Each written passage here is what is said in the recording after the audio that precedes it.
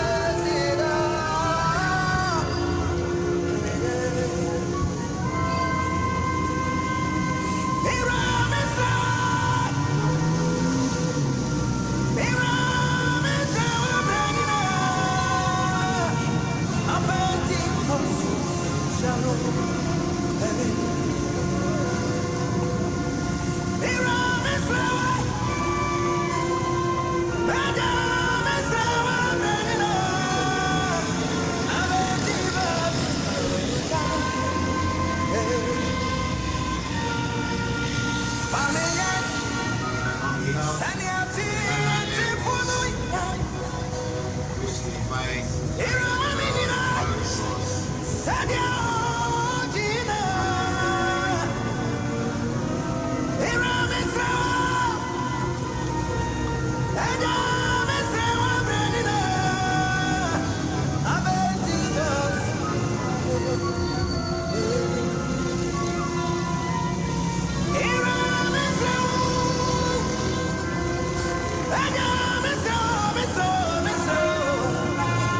My Pentecost,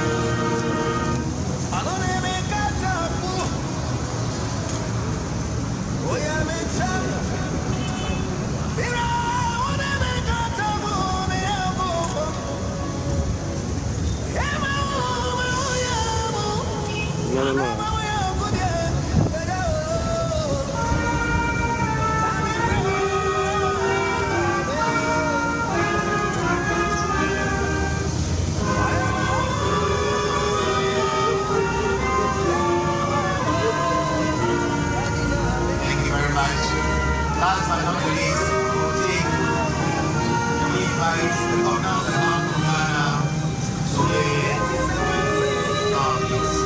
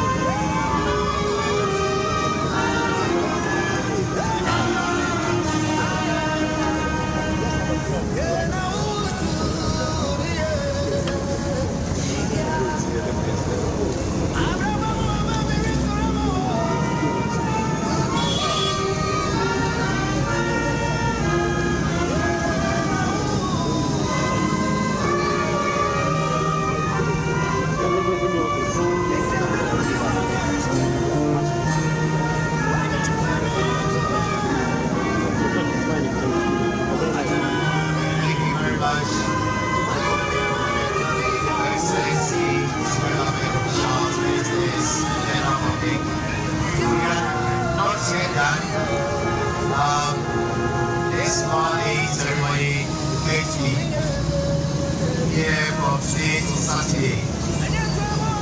And with your permission, His Excellency the President and Vice President will take leave of us as we invite our ministers, government appointees, and the general public. There are two places. There is one to my left and there is one to the right here. Thank you very much for all those of you who have contributed as we continue to mourn our companions.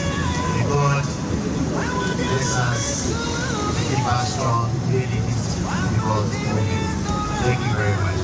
Mr. President and the Vice President, thank you very much for coming. This makes we are now breaking off this session. Thank you very much.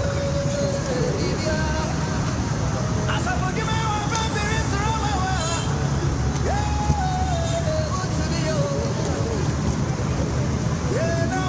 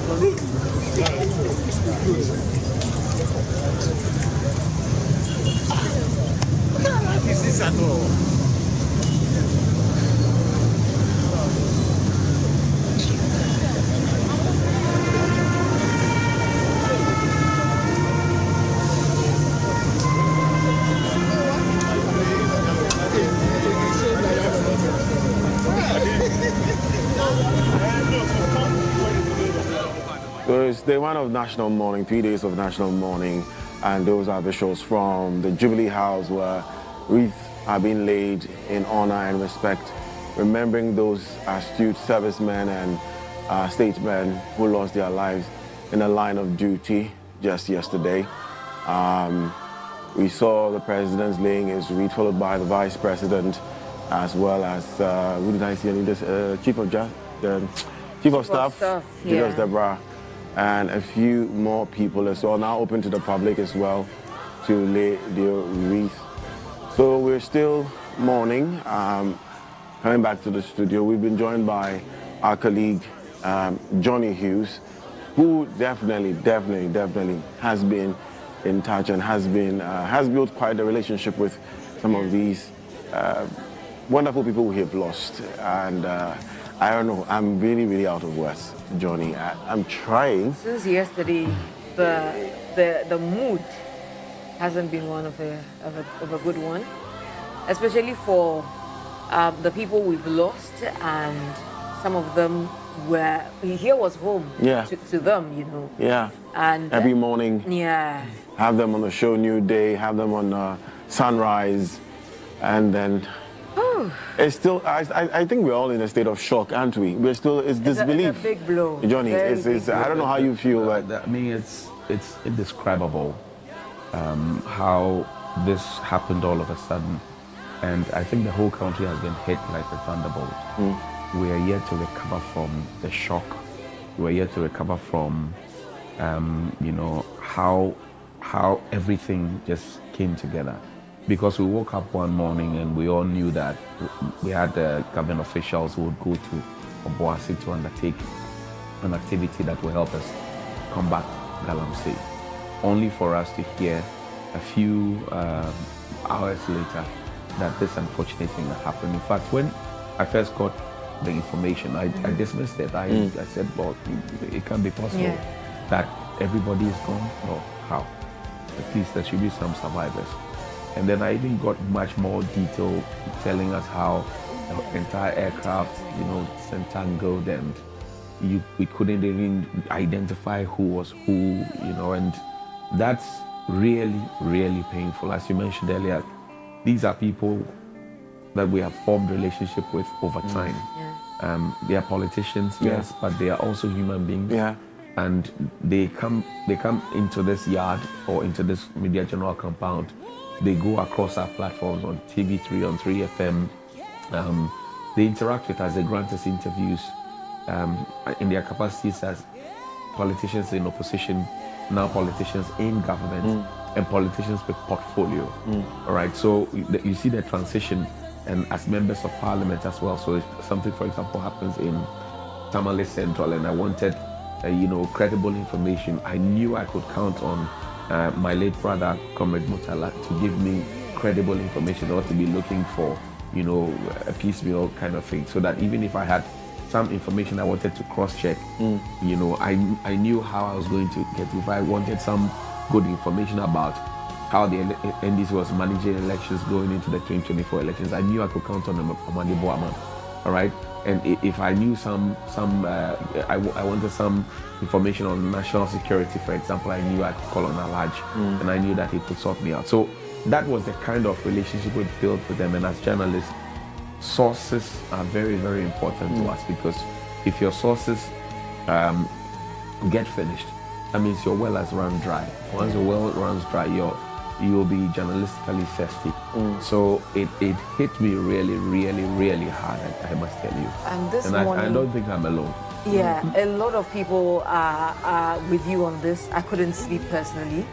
I kept tossing and turning. It felt like a bad dream that I wanted to just wake up from. And watching you this morning, and the entire New Day team even made it worse. And you sharing your experiences with him, your fond memories with especially Comrade Mutala, where you emphatically stated that how you start Johnny's bite. Johnny.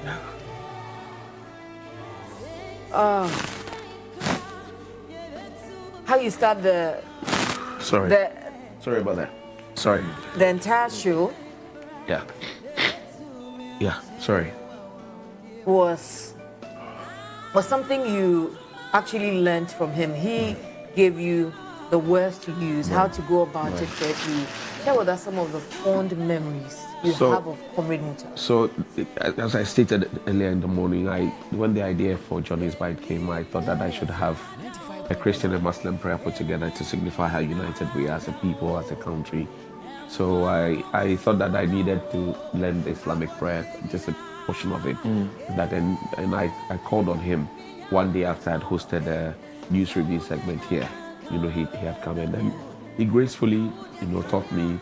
He later went home, even recorded a voice note and sent it to me. And he was that kind of individual who was, open to everybody. He was so affable.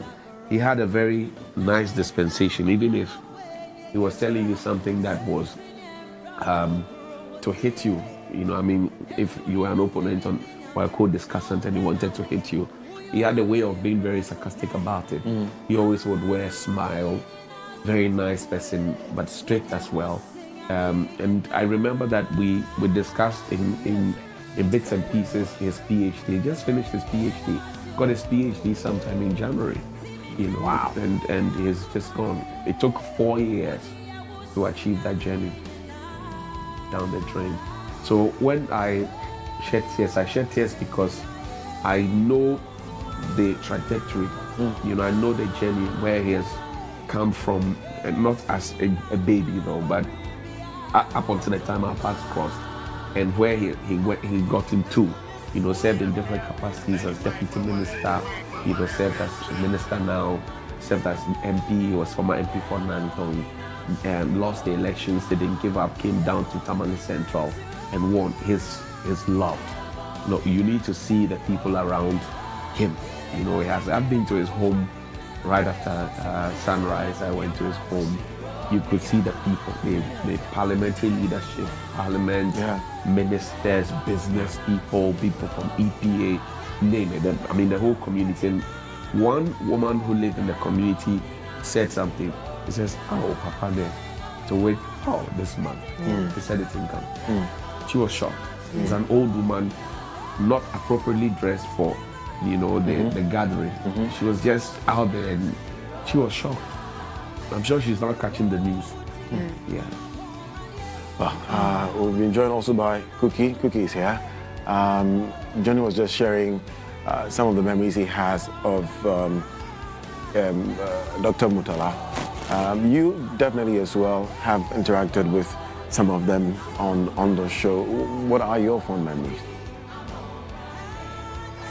This morning, Cookie cried. She made me cry when I was watching from home. She's strong, actually. Yeah. I'm going to try not to cry this afternoon. Yeah. Please put it together. This afternoon, I'm going to be strong, and I'm going to be strong for Naya Bingi. That's Mutala Mohammed. He was a Rasta man at heart.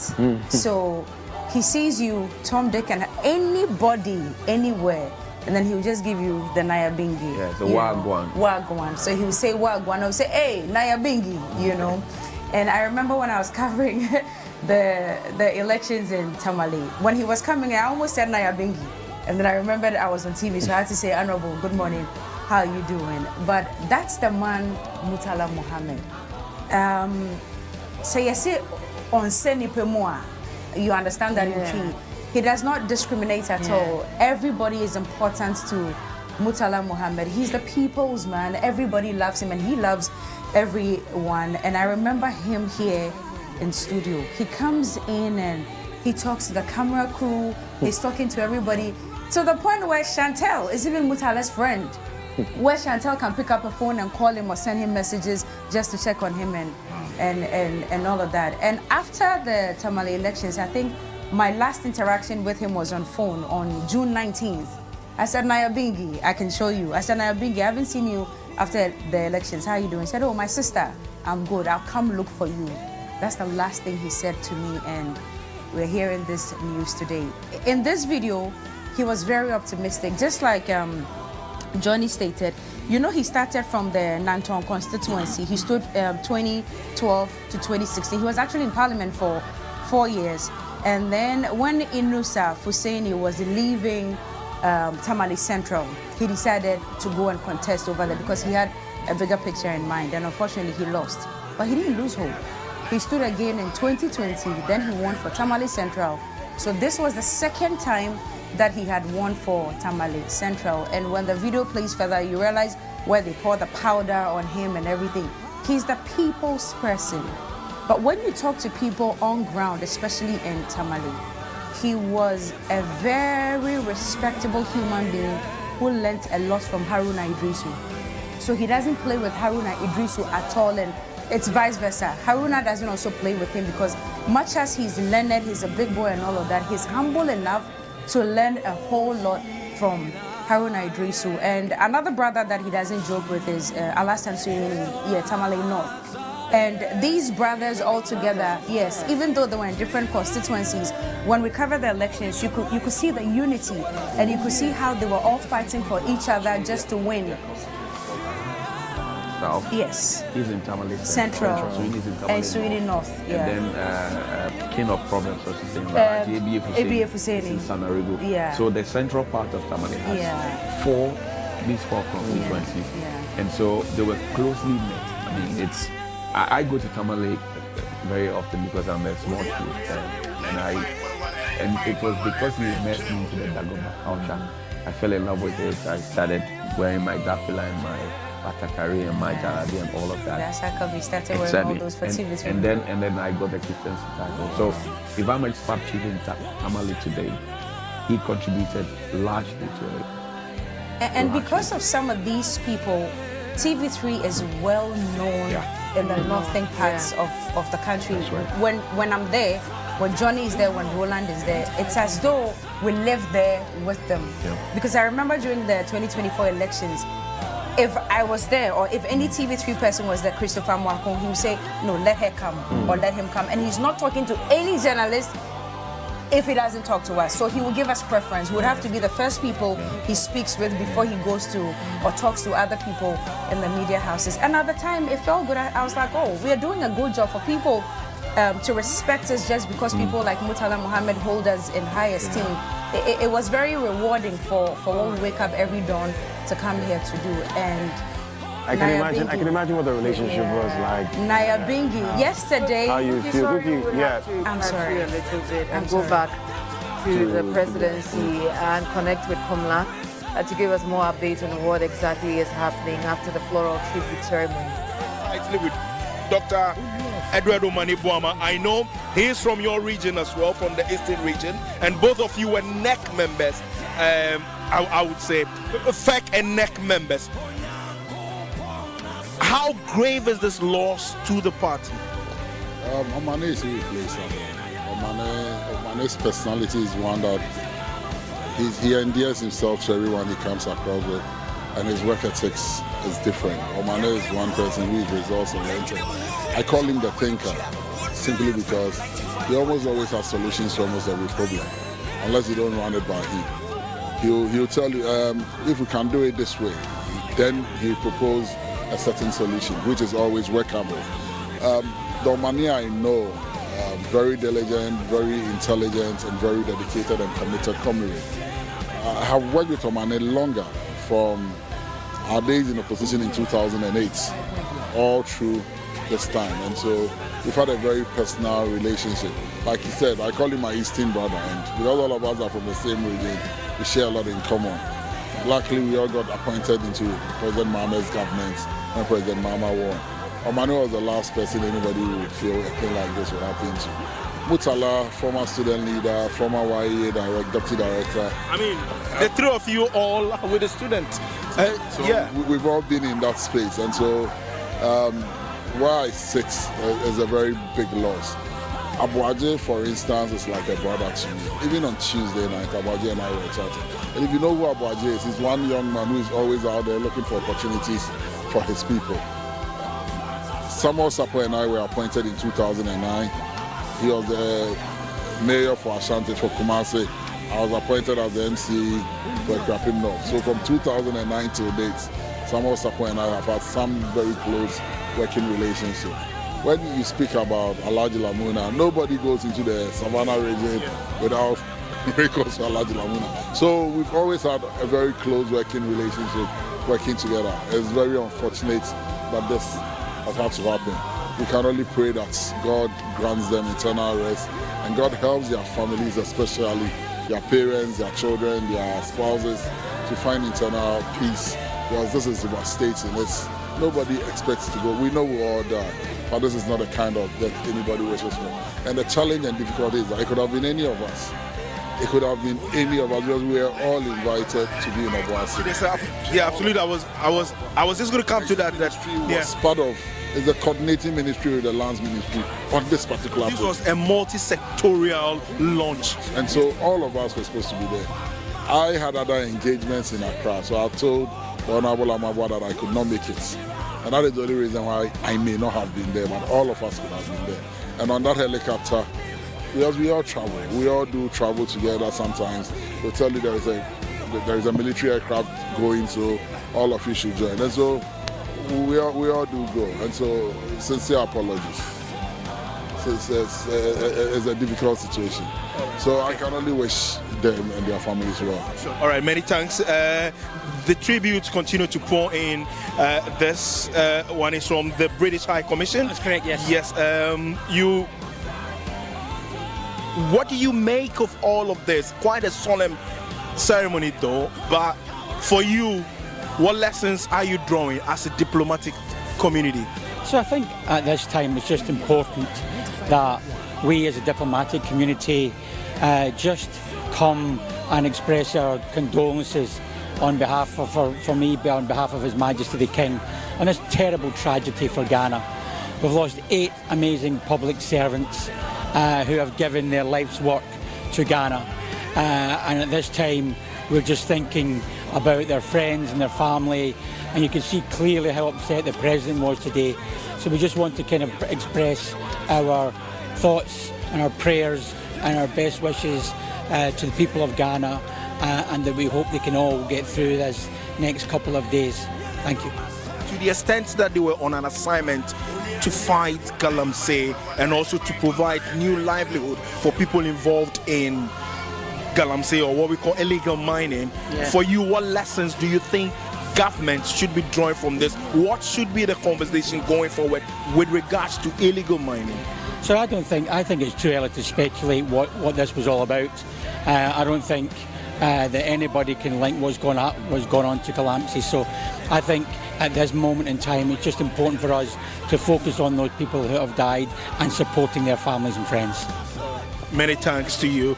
So that's the British High Commissioner to Ghana. From his shots there, many people continue to point to show their condolences, pay tributes to the departed souls. Just the airport company firing the shots there. Let me speak to one person also who I'm going to wrap up with, though. Ras Mubarak, very, very, very close friend to Mutala, who is a brother of yours, I know, and also Dr. Eduardo Mani-Boama, and also Samuel Sapon as well. For you, what is it that we have lost in just 1 minute that you think as a country we should be looking at seriously? It is a tragic loss to the nation, a national disaster. These were very dedicated people who were dedicated to the cause of our country, and my heartfelt condolences goes to the immediate families. I would also like to say that, look, we should not allow their death to be in vain, and that 1 year from now, when we are remembering their painful loss, we would say that, look, indeed, they didn't die in vain, and we're able to nip, the incidences of Galamsey in the bud. Don't forget, we had lost Major Mahama. Now we've lost, very dedicated members of government, patriotic Ghanaians, in this tragic incident. And it seems to me we have treated Galamseyers with kids' gloves, and the time has come for us to deal ruthlessly, with people who are destroying water bodies and forest reserves. We must also go further to even, reward and punish DCEs and MCEs whose districts are prone to Galamsey activities, should kiss their jobs goodbye, because the president would have to take a decision to make sure that, DCEs and MCEs are up to the task of making sure that Galamsey doesn't occur in their respective districts and municipalities. But a tragic loss to the country, and may the souls of our departed brothers rest in perfect peace. Okay, many thanks. Ras Mubarak is a former MP and also an advocate as well. Well, like I did say, tributes continue to pour in. Many continue to lay the flowers and express their condolences to the bereaved. Chief directors from your short, far away in your short, chief directors of all the ministries over there are also giving or paying their tributes to the departed soul as well. But this is what the situation is, quite a somber and a sad mood here at the Jubilee House. But the president has declared 3 days of national mourning, and we can only observe to see what the situation continues to unfold. Back to you in the studios. Thank you very much, Komla Kuche from the presidency, and back in the studio with Johnny Hughes and Kuka T. We're still trying to stay strong in these times. Johnny, you also have quite a relationship with the pilots, Squadron Leader Nala. These are fine soldiers. My understanding is that I'm not too familiar with the flying officer and then the sergeant, but I know Squadron Leader Nala. And the Squadron Leader is equivalent to the rank of a major. So maybe I'll run you through. Okay. You start from private, you rise. He joined off but just trying to let you know the height you reached. Start from private soldier, then you get to a lance corporal, a corporal, you get to a sergeant, staff sergeant, and then you get to a warrant officer, and then you climb up to what do you call it, a lieutenant, and then you go up to a captain, and then you go up to a major, squadron leader. Wow. This is what he is. Wow. Right? Yeah. This was his height. So you're talking about a very senior officer, right? Once we reach the rank of a squadron leader major, you're a senior officer. To lose him in this way is, as they say on the street, some way.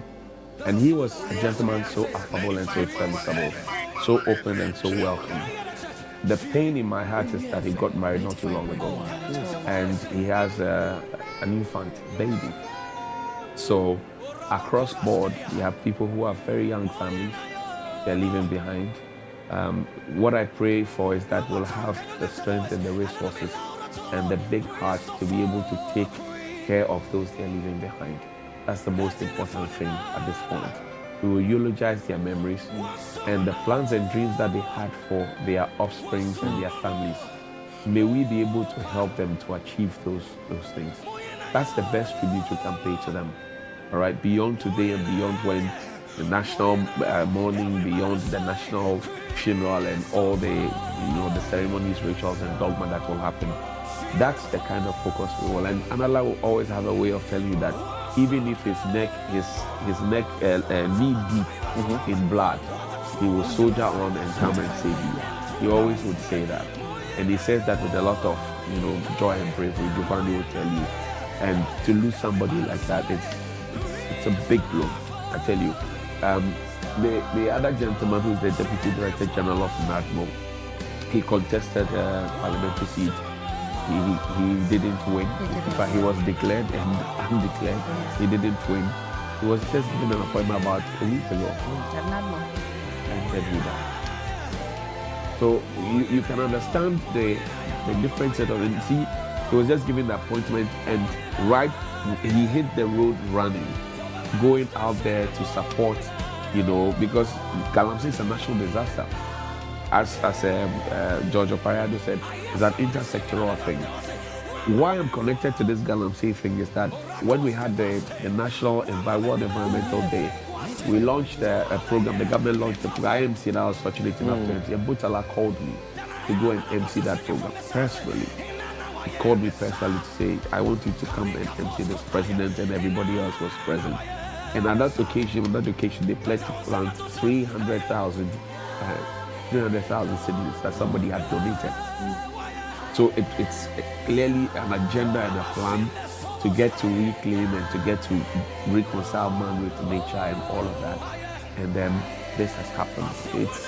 It's quite devastating. It's underwhelming. It will demoralize you, and that's where we are as a country, I can tell you. One of the things we also like to ask ourselves is what things mean, Johnny. What does such a loss mean to Ghana? And like Anita was saying when the cameras were off, does this also mean that we really have to go hard on this Galamsey issue to honor the lives of these men.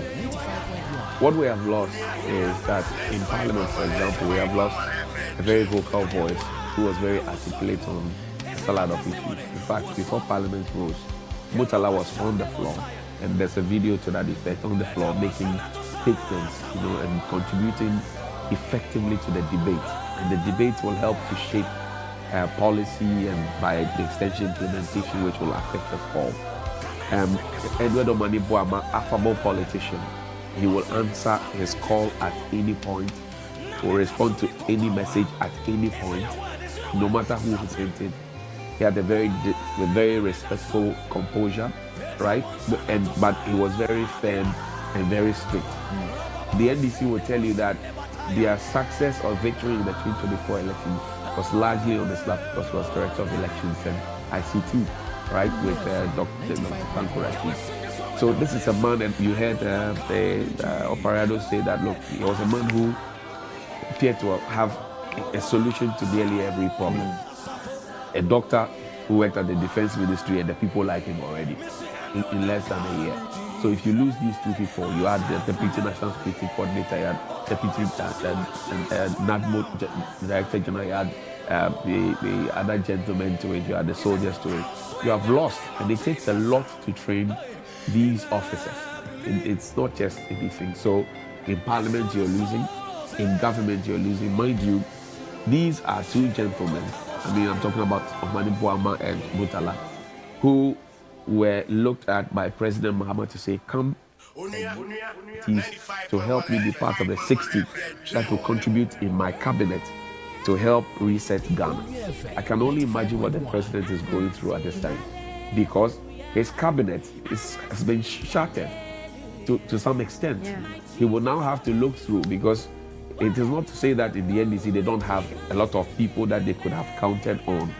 But for him to have said, of all the people, I want to choose you and you and you to be part of my cabinet, it means that that's some confidence, and he's giving some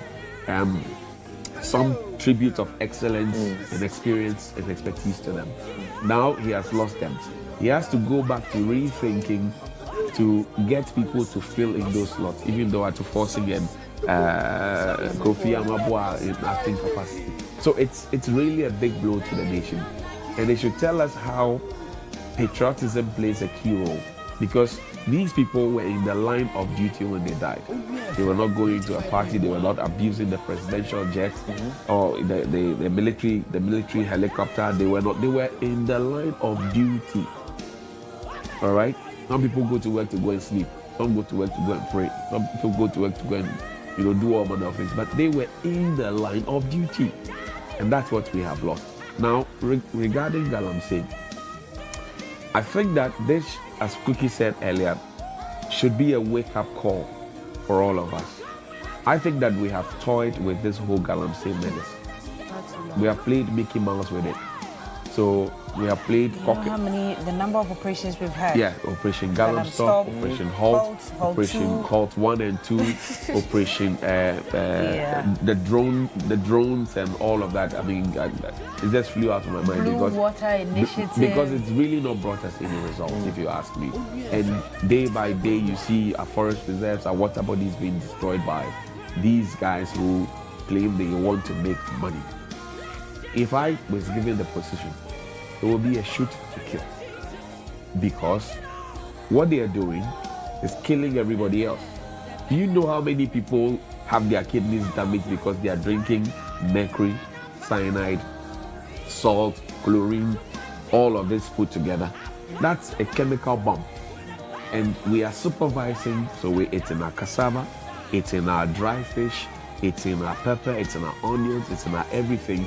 It's in the drinking water that Ghana Water Company doesn't take these chemicals out of your water. They only purify it to a certain point, take the debris out of it and serve you. So what you drink, if you drink it actually, you're killing yourself. You get the point. So now if people have the temerity to be doing this under the guise of trying to feed themselves, we have to show them where power lies. We really have to. We have played too much with it. This is definitely a good call, and I'm very sure that once the dust, to an extent, settles, definitely a lot of measures are going to be put in place, and the fight is definitely going to be severe. But Cookie, what are your final words to family, friends, loved ones, the entire nation? Look, there are more questions than answers at the moment. Sometimes, you know, when you're a person of faith, these are the things that shakes you a bit, and you ask God so many questions. But interestingly, John Kofuseni, who is also the Deputy Director General at the National Service Authority, was with us this morning. And he said something very salient, and I used it as a guard for my heart. Because he said, we may have a lot of questions that we are asking. Why did this happen? Why did it have to be these people and all of that?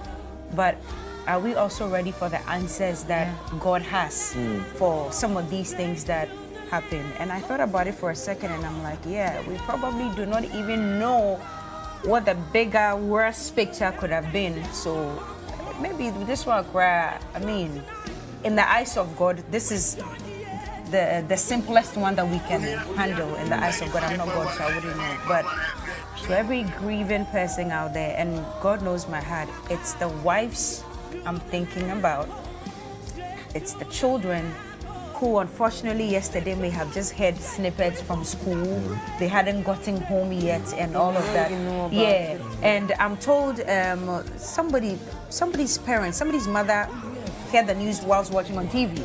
She didn't even know. Yeah, one of them, I'm not sure who it was, but his mom heard it whilst watching TV, so you can imagine. And then the health minister also had Dr. Mani Boame's mother brought to Accra for close monitoring and all of that, because she's old, and you know, some of these things can be devastating. All I can say, though it is difficult, it's only God who knows, and if we do believe in God, then we should try to stay strong and hold each other up. If you want to cry, cry it out, because sometimes holding it inside even makes it worse. If you want to cry, cry it out. However you want to let it out, but be strong. And absolutely. I'm sure later on, when we start investigations into what happened and why it happened and all of that, maybe we'll be settled a little bit in our spirits. Yeah, so until then. As our Muslim brothers say, Inna lillahi wa inna ilahi rajiun. May God, or Allah, forget all their transgressions and grant them safe passage into Jannah.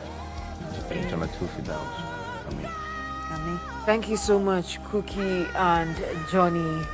And like Cookie rightly said, our hearts goes out to the families, the bereaved, the entire nation. We're all mourning, and let's be kind to each other. Let's be careful of the things we're also sharing on social media, the things we're cooking up, and saying let's wait for the right authorities to communicate to us before we come up with all of these things. And we should also respect the privacy of the family in terms of some of the content we're sharing. It's very important, Godwin. I agree with you, basically. Is there much for us to talk about? Look, we need to take a break at this point. We'll be back. This is the answer.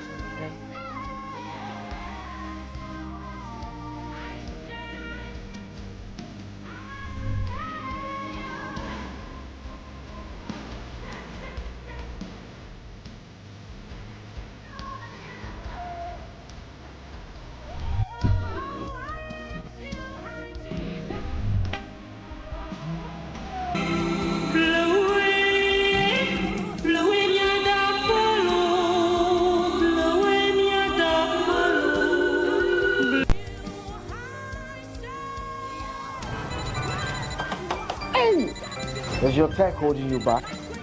Feeling lost in them?